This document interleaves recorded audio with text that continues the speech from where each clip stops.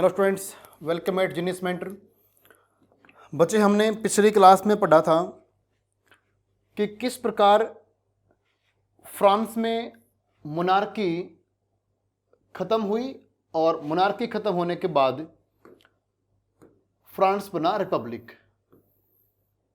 Republic का अर्थ क्या था हमने देखा कि जब एक देश के राजा को या देश का जब मुखिया जो होता है, जब किसी देश का मुखिया जनता के द्वारा चुना जाए, उसका इलेक्शन हो, उसको बोलते हैं रिपब्लिक।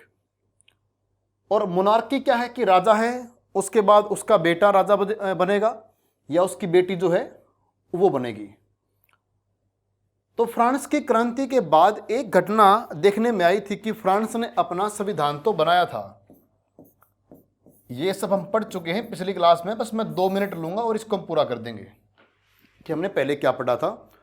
1791 का जो इनका संविधान था, उस संविधान में ये डिसाइड तो हुआ था कि ठीक है, हमारे लिए कुछ काम करने के लिए प्रतिनिधि हैं, लेकिन जिनको पावर मिली थी वे सारे थे रिच क्लास, और आम लोगों की बात वो सुन नहीं रहे थे, या फिर वे जो कानून पास कर रहे थे वो सिर्फ अपने फायदे के लिए कर रहे थे।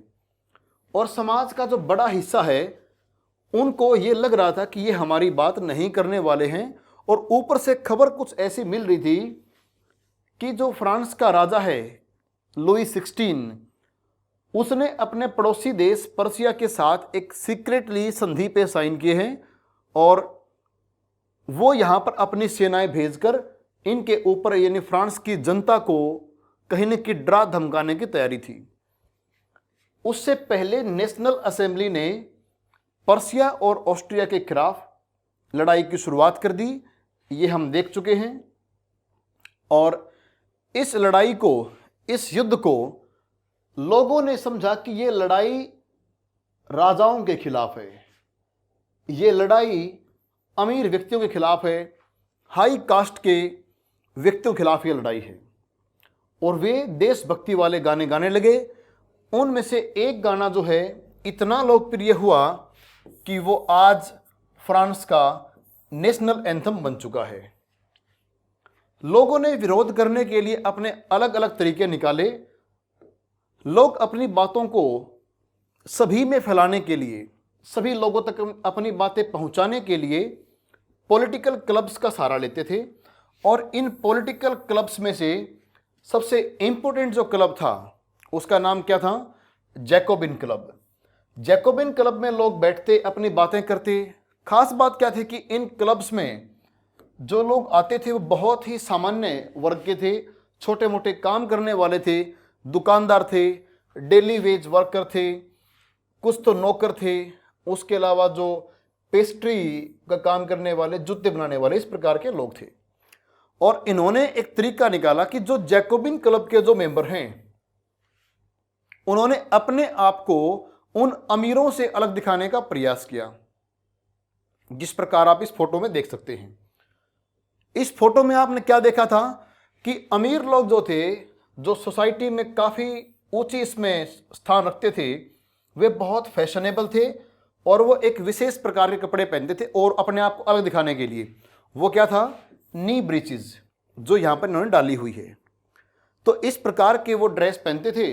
लेकिन जैकोबिन क्लब वालों के दिमाग में आया कि हमें अगर इनसे अलग दिखाना और अपने आप को एक बिल्कुल एक यूनिक फीचर डालनी है, तो हमने क्या करना होगा? हमने जो है डॉक वर्कर्स वाले कपड़े पहनने होंगे। तो जैकोबिन क्लब के व्यक्तियों ने डॉक वर्कर्स के कपड़े पहने कि जिस प्रकार डॉक पे काम करने वाले मजदूर पहनते हैं, हम भी वैसे कपड़े पहनेंगे। और वो ये ड्रेस थी, जो ये पाजामा, जो पाजामा आपको दिख रहा है, ये उन व्यक्तियों का है जो जैकोबिन क्लब के मेंबर्स थे। ये साथ में एक कैप डालते थे जिसको फ्रीजियन कैप कहते हैं, जो कि लिबर्टी का प्रतीक मानी गई थी। इस महिला के सिर पे कोई कैप नहीं है, इस प्रकार की आज़ादी वाली कैप नहीं है। इसका मतलब था कि उस समय के फ्रांस में महिलाओं को इस प्रकार की कैप डालने की छूट नहीं थी। और अब देखते हैं, हमारा टॉपिक आज का यहां से स्टार्ट होता है, हमारा लेक्चर। एक पिक्चर आपके सामने है, फिगर 10 देखें। This is one of the rare paintings by a woman artist. किसी महिला कलाकार ने इसको बनाया और ये अपने आप में एक रेयर चीज, कि उस जमाने में महिला आर्टिस्ट जो है उनको इतना स्थान नहीं दिया गया था। The revolutionary events made it possible for women to train with the established painters and to exhibit their works in a salon which was an exhibition held every 2 years।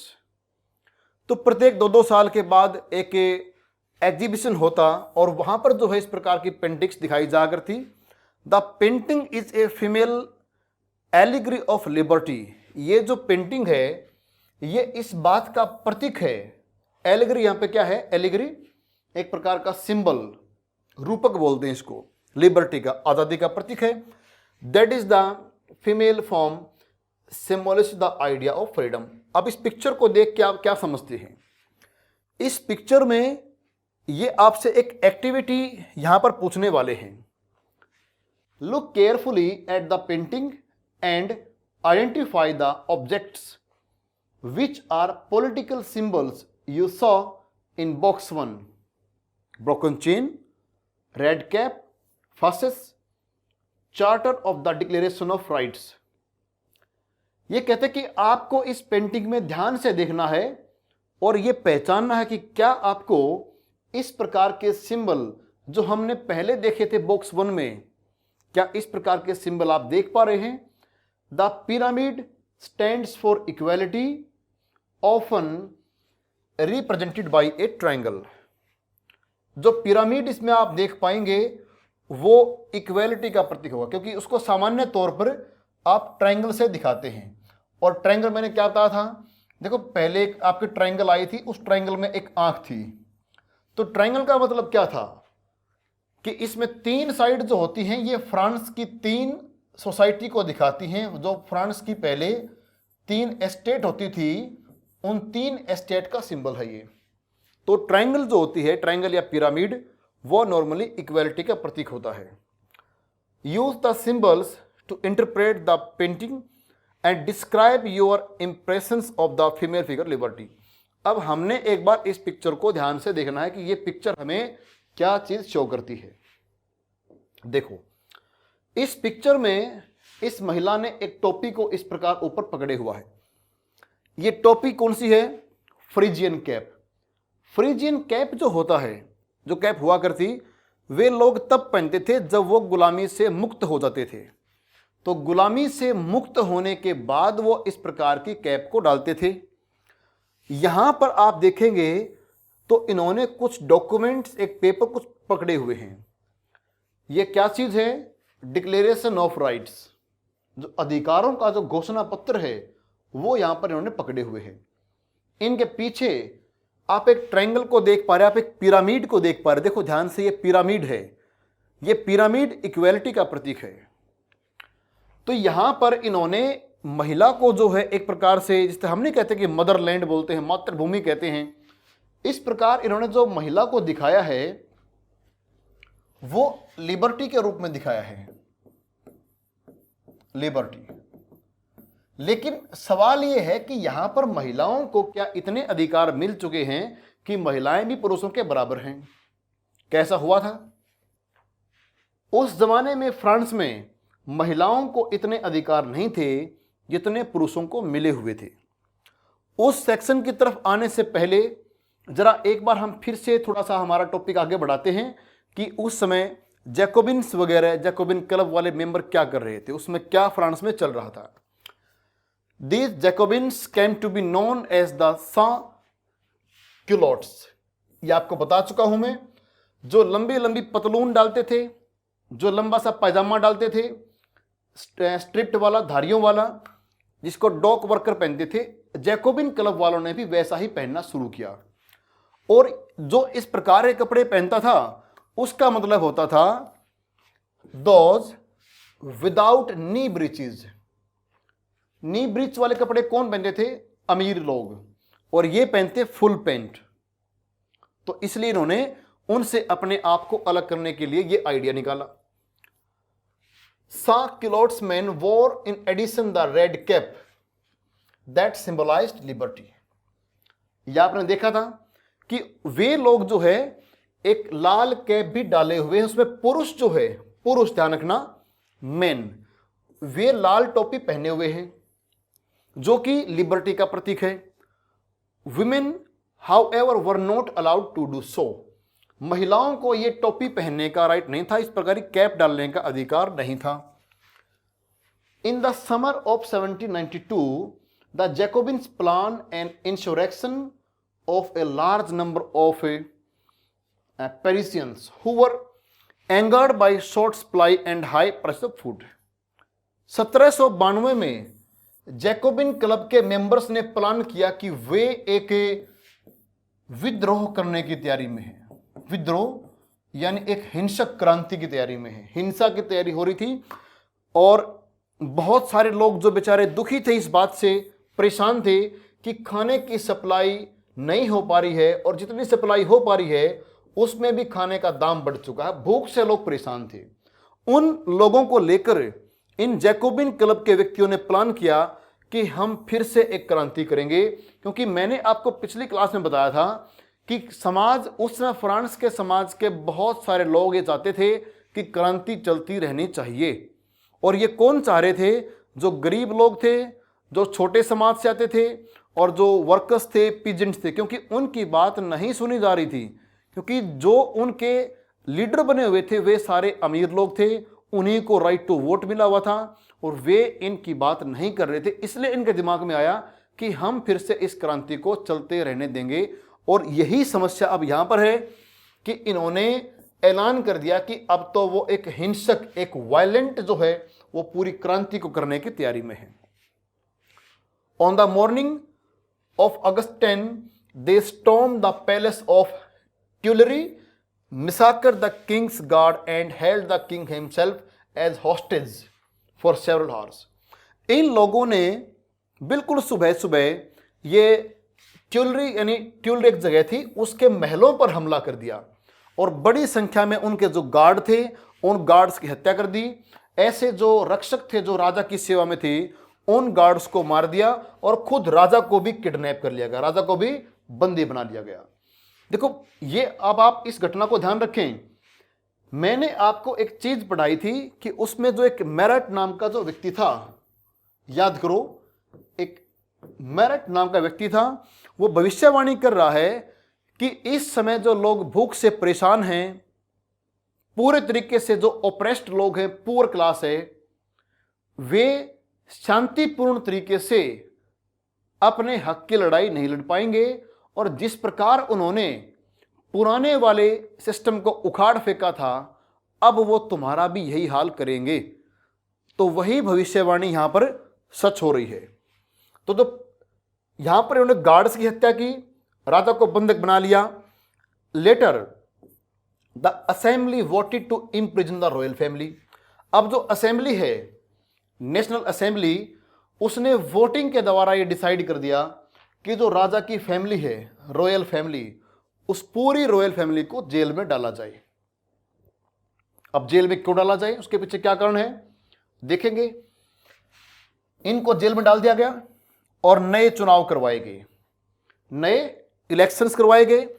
From now on all man of 21 years and above regardless of wealth got the right to vote। अभी क्या हुआ, जो नए चुनाव करवाए गए उसमें 21 साल से उम्र से बड़े सारे पुरुषों को, ऐसे पुरुष जिनकी उम्र कम से कम 21 साल की हो चुकी थी, उन सभी पुरुषों को, चाहे वो अमीर थे या गरीब, उनको राइट टू वोट दिया गया। उससे पहले क्या था, उनको राइट टू वोट मिला हुआ था जो टैक्स भरते थे पुरुषों को।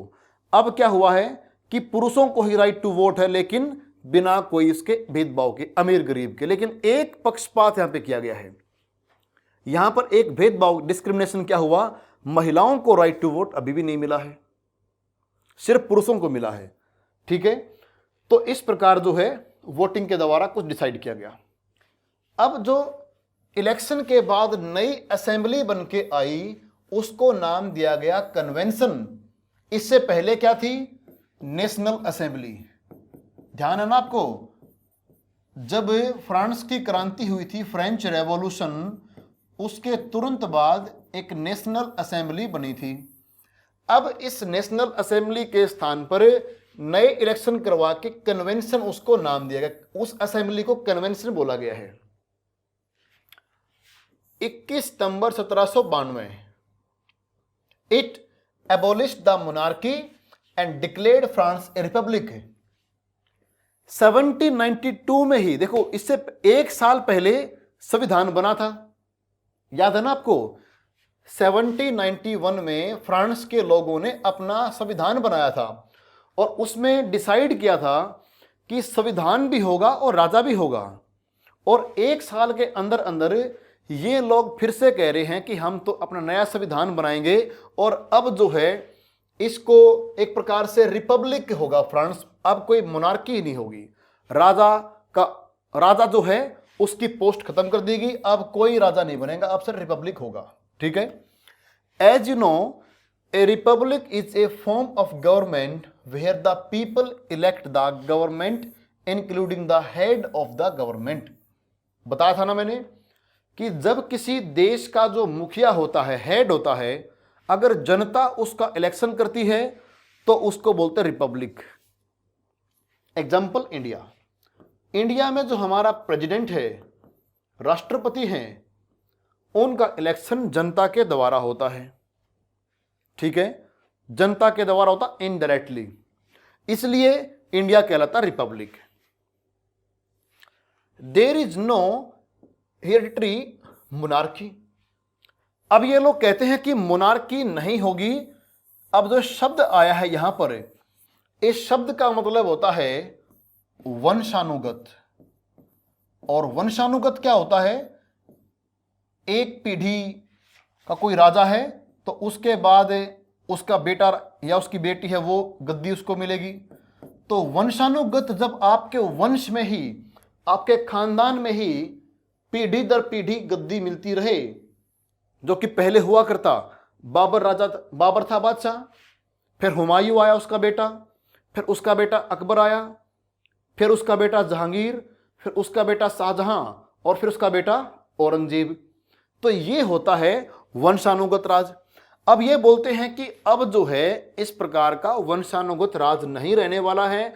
अब इलेक्शन होगा और जनता डिसाइड करेगी कि हमारा हेड कौन है, न कि आप खुद डिसाइड करेंगे।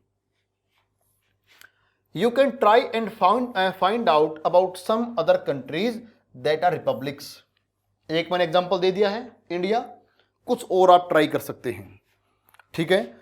Louis 16 was sentenced to death by a court on the charge of treason. अब बात देखो बहुत बिगड़ रही है फ्रांस में। अब तक चलो ये चला रहा था कि ठीक है, क्रांति हुई, राजा को इस बात के लिए एग्री किया गया पहले कि आप एक साइन करो इस पत्र के ऊपर और बोलो कि मैं जो भी करूंगा संविधान के दायरे में करूंगा। लेकिन उसके बाद क्या हो रहा है कि अब राजा को बंदी बना लिया गया है, उसके परिवार को बंदी बना लिया गया है और कोर्ट ने राजा को देशद्रोह के आरोप में पकड़ा है, देशद्रोह का दोषी पाया है। अब ये देशद्रोह क्या होता है? जब आप देश के साथ गद्दारी करते हैं, जब आप देश के साथ गद्दारी करते हैं तो उसको बोलते हैं देशद्रोह। अब इस राजा ने देशद्रोह कैसे किया? अगर यह सवाल आपके मन में आया है तो बहुत अच्छी बात है, और नहीं आया तो आपका ध्यान यहां होना चाहिए था। इस राजा को देशद्रोह का आरोप क्यों लगाया गया इसके ऊपर? मैंने पहले बताया था कि लुई 16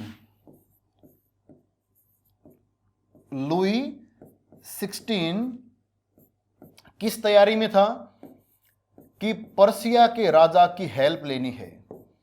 ऐसा सुनने में आया था, जनता को पता लग गया था कि हमारा राजा, फ्रांस का राजा, पर्सिया के राजा के साथ एक सीक्रेट संधि पे साइन कर चुका है और उसकी सेनाओं को यहां पर बुलाने वाला है ताकि दोनों मिलकर फ्रांस की जनता की आवाज को दबा सकें। फ्रांस की जनता जो चाहती है वो डेवलपमेंट ना हो। तो जब इस बात का पता लोगों को लगा तो कोर्ट ने कहा कि आप देशद्रोह के दोषी हैं और देशद्रोह के आरोप में 21 जनवरी 1793 को उसको सरेआम फांसी पर तोड़ दिया गया। पब्लिकली उनको फांसी दी गई। यहां पर जगह है, ये पैलेस क्या था, डे ला कॉन्कॉर्ड, इस जगह पर जो है उसको फांसी दी गई सरेआम जनता के सामने। ये बहुत बड़ी घटना है कि एक देश की जनता ने इलेक्शन के द्वारा एक असेंबली बनाई, कोर्ट को बना रहे हैं, और वही कोर्ट जो है राजा को दंड दे रही है, राजा को मारा जा रहा है, फांसी। कितनी बड़ी घटना फ्रांस में हो रही है। अब आप समझ सकते हैं कि जो घटना फ्रांस में हो रही है उसका असर यूरोप में कैसे पड़ेगा। आप इसका अंदाजा लगाइए। जब फ्रांस ने यह कहा था कि हम राजा की पावर को कम कर रहे हैं, हम चर्च की पावर कम कर रहे हैं, हम नोबेल मैन की पावर को भी कम कर रहे हैं, तो उसका असर उसके नेबरिंग कंट्रीज पे हुआ था। सिर्फ इन्हीं बातों का असर वहां पर हो गया, और उनके लोग, उनके राजा के दिमाग में क्या आया कि अगर ऐसे ही डेवलपमेंट फ्रांस में होते रहे तो कल को हमारी जनता हमारे खिलाफ बगावत करेगी, और इसलिए उनके पड़ोसी राजा फ्रांस के राजा की हेल्प करने को तैयार थे कि हम सब मिलके इस जनता को यहीं पर दबा देंगे। तो सोचो, जब वो छोटे छोटे डेवलपमेंट से उनके पड़ोसी देशों में इतना डर का माहौल पैदा कर रहे हैं, तो अब तो उनके राजा को ही मार दिया है, तो सोचो कि अब पड़ोसी देशों में क्या हो रहा होगा। अब वहां की जनता क्या सोच रही होगी कि हमने भी कुछ करना है। तो यह घटना बहुत बड़ी थी। अब बात यहां पर खत्म नहीं हुई। राजा को पब्लिकली मार दिया गया है, साथ में उसकी रानी मैरी एंटोनेट को मार दिया गया है, जो कि ऑस्ट्रिया के घर की थी। ध्यान रखना, बिल्कुल शुरुआत में मैंने क्या बताया था कि जब इसकी शादी हुई थी तो यह रानी कहां से थी, ये ऑस्ट्रिया की राजकुमारी थी। तो कितनी बड़ी घटना यहां पर हो रही है। देखो, उसका भी वही हाल हुआ, फांसी तोड़ दी गई। ठीक है, अब आगे देखते हैं। बात यहां पर अभी बिगड़ने वाली बहुत सारी। अभी फ्रांस में अगर आप अपने आप को देख रहे हो कि आप फ्रांस में हैं, तो बहुत डर का माहौल होने वाला है। सब जगह पे एकदम डर का माहौल है कि जब राजा को मार दिया, रानी को भी फांसी तोड़ दिया, तो अब पता नहीं क्या होगा। अब शुरू होता है द रीन ऑफ टेरर, आतंक का समय। अब फ्रांस बहुत बुरे हालात से गुजरने वाला है, जिसको आतंक का समय बोला गया है। अब ऐसा फ्रांस में क्या होगा कि इसे आतंक का समय कहा जाएगा। द पीरियड फ्रॉम 1793 टू 1794, इसको आप ध्यान रख लेना, एमसीक्यूज में आता है। रीन ऑफ टेरर का मतलब क्या था? 1793 से 94, राजा को फांसी तोड़ने के बाद जो समय चल रहा है उसको आप रीन ऑफ टेरर कहते हैं। रोबेस्पियरे, ध्यान है, यह व्यक्ति कौन है? मैंने बताया था पिछले लेक्चर में कि रोबेस्पियरे कौन था। जैकोबिन्स क्लब में जो लोग वहां पर बैठते थे, जो डिबेट करते थे कि क्या होना चाहिए, क्या देश के लिए अच्छा है, क्या बुरा है, उन व्यक्तियों का जो लीडर था वो था मैक्सिमिलियन रोबेस्पियरे। अब जो रोबेस्पियरे है ये अपने असली रंग में आ गया। Robespierre followed a policy of severe control and punishment. Robespierre ने क्या किया? पूरे फ्रांस पर अपना अधिकार जमा लिया, और इसने ऐसा अधिकार जमाया कि इसने कंट्रोल किया पूरे फ्रांस को, और दंड दिए, बहुत कठोर दंड दिए। ये कुछ इस टाइप का आदमी था कि बस मेरी सोच को जो मानता है वही सही है, और थोड़ा सा कोई अलग चला गया उसको तुरंत मार दो, उसको फांसी तोड़ दो, या कोई और तरीके से मारो, लेकिन इसकी अपनी बात चलनी चाहिए। All those whom he saw as being enemies of the republic, अगर उसको लगा कि इस फ्रांस देश का कोई दुश्मन है, चाहे वो कोई नोबेल हो, क्लर्जी हो, members of other political parties हों, या फिर उसके खुद की पार्टी के मेंबर हों, who did not agree with the methods, जो इसकी सोच से मैच नहीं करते, चाहे तो वो कोई भी व्यक्ति हो, इससे फर्क नहीं पड़ता कि वो इसकी पार्टी का है, किसी और पार्टी का है, वो क्लर्जी से है, वो नोबिलिटी से है, कोई फर्क नहीं पड़ता है। बस फर्क पड़ता है कि इसकी सोच को नहीं मान रहा। जो इससे एग्री नहीं करता उनको अरेस्ट कर लिया गया, जेल में डाल दिया गया, और उनके ऊपर जो है केस चलाकर और उन कईयों की हत्या करवा दी गई। और अगर किसी को दोषी पाया गया है कोर्ट ने, अगर कोर्ट उनको दोषी पाती है, गिल्टी दोषी पाती है, तो उनको गिलोटिन किया गया। अब ये गिलोटिन क्या है? गिलोटिन एक व्यक्ति का नाम था। उस व्यक्ति ने एक ऐसा हथियार बनाया था, जैसे मान लिया कि ये एक पिलर है और ये एक पिलर है, यहां पर ये जमीन होगी, ठीक है, और यहां से एक बहुत नुकीली चीज यहां पर है, ये डाल दी। इसको मैं अलग रंग से कर देता हूं। देखो ये है, ये एक अलग चीज डाल दी, नुकीली, ठीक है, बहुत पैनी चीज है। और उस व्यक्ति को यहां पर लेटा दिया। व्यक्ति की गर्दन यहां पर टिकी हुई है, ठीक है, व्यक्ति की गर्दन यहां पर टिकी हुई है और उसके हाथ बंधे हुए हैं, हाथ उसके यहां पर बांधे हुए हैं और गर्दन उसकी यहां पर टिकी है। ऊपर से एक बहुत धारदार चीज, नुकीली चीज, बहुत पैनी, तलवार की तरह पैनी, और ये अचानक से ऊपर से गिरा करती और इस व्यक्ति की गर्दन काट दिया करती। तो इस तरीके को बोला करते गिलोटिन। गिलोटिन एक व्यक्ति का नाम था, उसने ये मशीन बनाई थी और इसमें जो मारा जाया करता उसको बोला करते गिलोटाइन। तो गिलोटाइन करना क्या होता है? इस प्रकार इस गिलोटिन मशीन से काटना, उसको बोलते गिलोटाइन करना। तो जो लोग इसकी चीजों के खिलाफ जाते और अगर उनका आरोप साबित हो जाता, वो दोषी पाए जाते, तो उनको इस प्रकार जो है दर्दनाक मौत मिलती। The guillotine is a device consisting of two poles and a blade, ये है blade, with which a person is beheaded। जब उस व्यक्ति का यहां पर सिर काट रहे हैं, ये तरीका है वो। It was named after Dr. Guillotine who invented it। जिसने इसका आविष्कार किया था, ये उस व्यक्ति के नाम पर है। अब देखो आप, कितना डर का माहौल है कि पूरे इस इलाके में कितना डर का माहौल यहां पर चला हुआ है।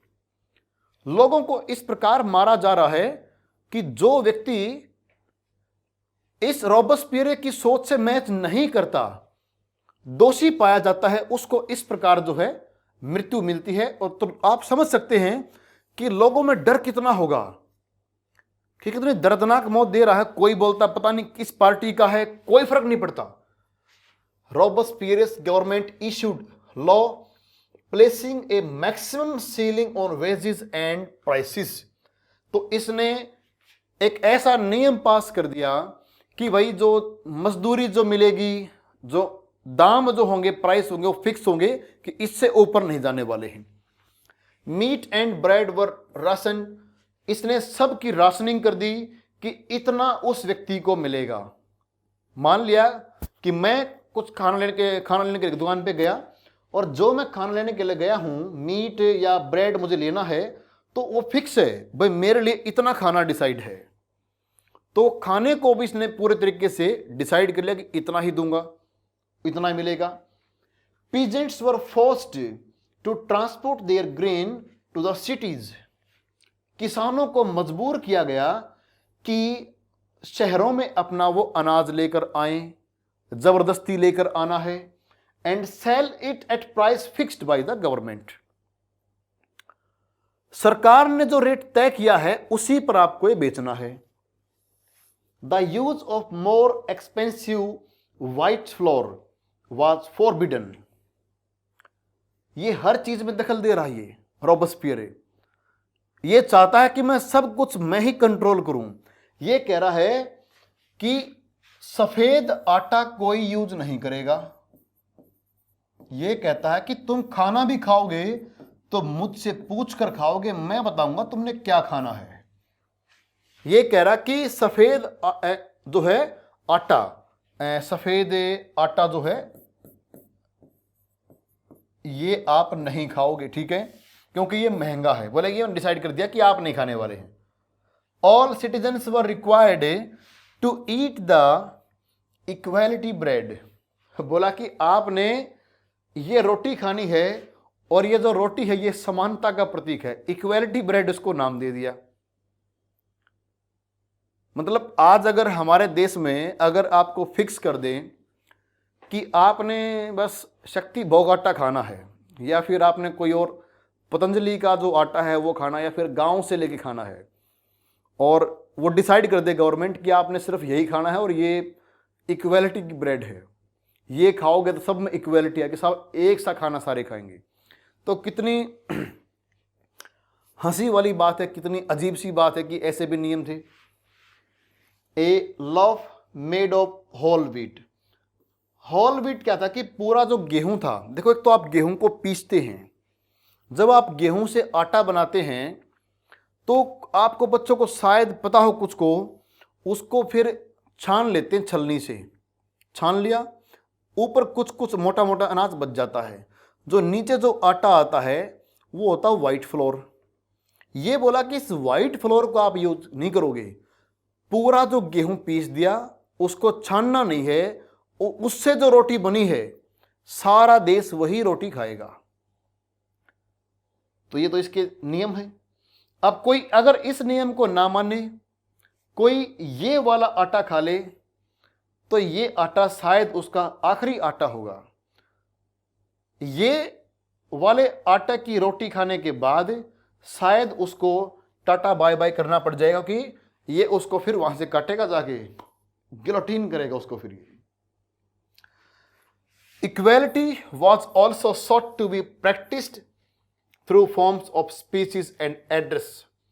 बोला कि ये बोला कि सब जगह इक्वालिटी लेके आऊंगा मैं, बोलने में इक्वालिटी, चलने में इक्वालिटी, बैठने में समानता, खाने में भी समानता, बोले कि सब जगह समानता होगी। तो बोलने में कैसे होगी? ये बोला कि इंस्टेड ऑफ द ट्रेडिशनल मॉन्श्योर, मॉन्श्योर ये सर, जिस तरह आदमी बोलते हैं हम बोलते कि सर, सर बोलते हैं, ये बोला करते पहले मॉन्श्योर, फिर आजकल हम क्या बोलते हैं मैडम, पहले क्या बोला करते फ्रांस वाले मैडम। तो मॉन्श्योर एंड मैडम, ये बोला कि आपने ये यूज नहीं करना है, आपने यूज करना है फ्रेंच मैन और वुमेन के लिए आप यूज करेंगे सिटोयन एंड सिटोयेने, कि अगर कोई पुरुष है तो उसको आप बोलेंगे सिटोयन। सिटोयन अमन जी आप कहां गए, सिटोयन अक्षय तुम क्या कर रहे हो, और सिटोयेने, सिटोयेने प्रियंका इधर आओ। तो ये इस प्रकार के जो है शब्दों को यूज कर रहा है। Churches were shut down and their buildings converted into barracks और ऑफिसेस, चर्चों को बंद कर दिया गया, उनकी बिल्डिंग्स को या तो बैरक्स में या फिर गवर्नमेंट के ऑफिस में चेंज कर दिया गया। अब इस प्रकार की बातें जो है ये व्यक्ति अपने हिसाब से नियम पास करवा रहा है। Robespierre pursued his policies so relentlessly that even his supporters began to demand a moderation. इसने इतनी ज्यादा शक्ति दिखा दी, इतना क्रूर हो गया कि खुद की इसकी पार्टी वालों को लगा कि महाराज थोड़ा सा तो रहम कीजिए, आप हल्का सा मॉडरेट हो जाइए, इतना शक्ति मत दिखाओ। आप सोच सकते हो, कल्पना करो कि उसकी पार्टी के लोग ये कह रहे हैं कि आप थोड़ा सा मॉडरेट हो जाओ, तो सोचो कि और क्या सोचते होंगे। Finally he was convicted by a court, माना नहीं, वो इतना घमंडी आदमी था, वो नहीं माना, बोला कि मैं जो कर रहा हूं ठीक कर रहा हूं, नहीं माना।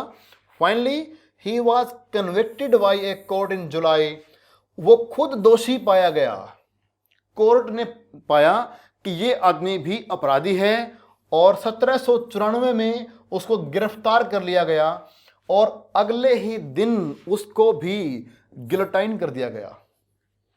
जिस प्रकार ये औरों को मारता था उसी तरीके से अब इसके भी गर्दन काटी गई। तो देखो क्या हाल हुआ इसका भी। तो ऐसे ऐसे लोग इतिहास में थे।